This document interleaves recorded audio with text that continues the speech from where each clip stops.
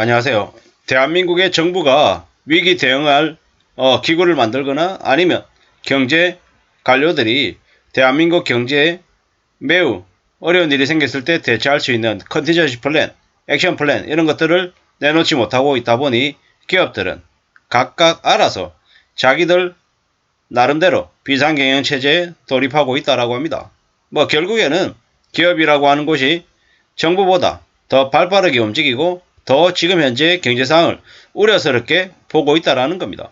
결국에 대한민국은 지금 현재 경제 위기로 경제 불황을 향해 달려가고 있는 기차라고 봐야 되겠습니다.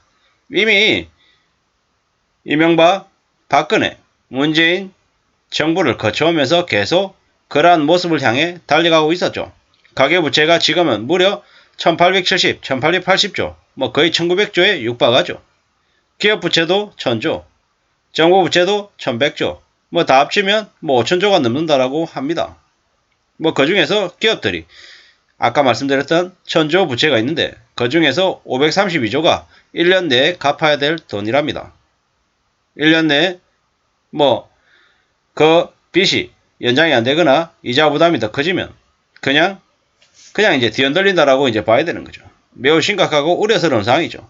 그런 상황인데 지금 현재 대한민국의 정부는 윤석열 대통령이 차지하고 있고 국민의힘 여당이 그냥 여당의 역할을 하고 있는 게 아니라 그냥 윤석열 대통령 눈치나 보고 있는 모습입니다.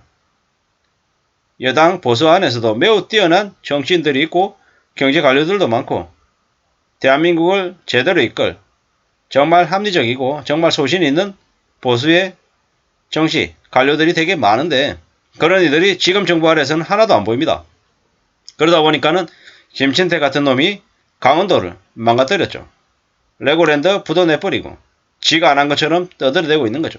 이러다 보니까는 이제 사람들이 국민의힘 정부에 경악하는 거죠.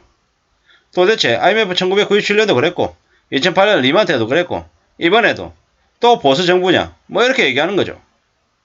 운이 없는 건지 아니면 억울한 건지 자세히 따져봐야 되겠지만 지금 현재 2022년 10월에 윤석열 정부는 더욱더 대한민국을 경제지옥으로 끌고 가고 있는 것 같습니다. 기업들은 어떤 식으로든 살아남겠다고 발버둥 치고 있는데 지금의 정부 대통령이나 경제 관료들에게서는 이러한 시급함, 긴장감이 하나도 안 보입니다.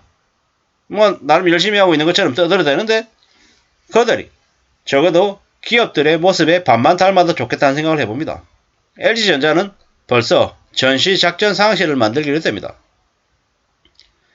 내년 경영 상황이 더 악화될 걸로 보고 사업부와 본사의 핵심 직원들을 모아서 경영 현황을 점검하고 대책을 수립하겠다라는 거죠.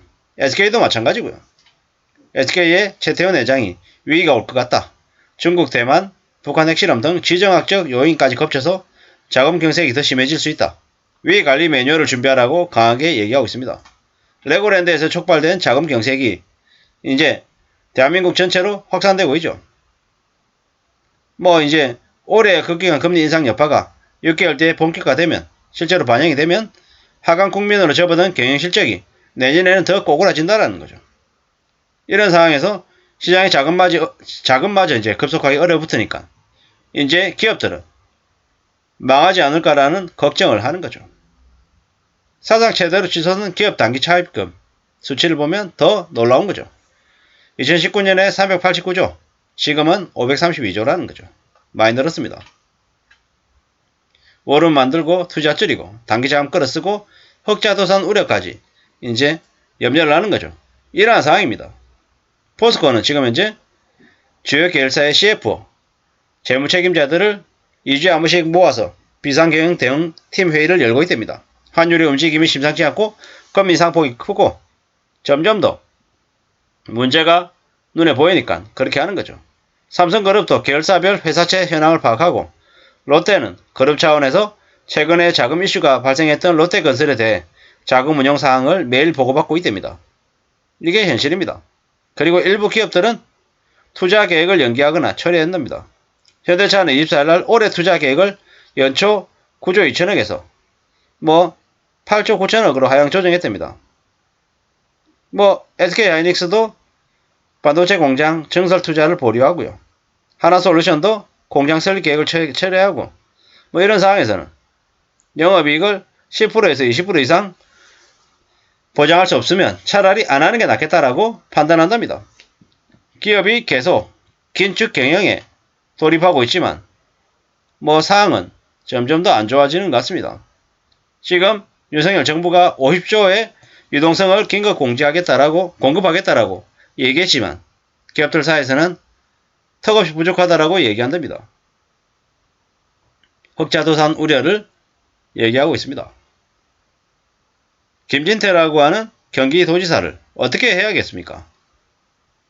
다른 이가 아니라 국민의힘에서 대통령이 그 사람을 제가 정확하게 모르겠습니다만은 뭐 법적인 아니면 사회적인 처벌을 해야 된다라고 생각합니다.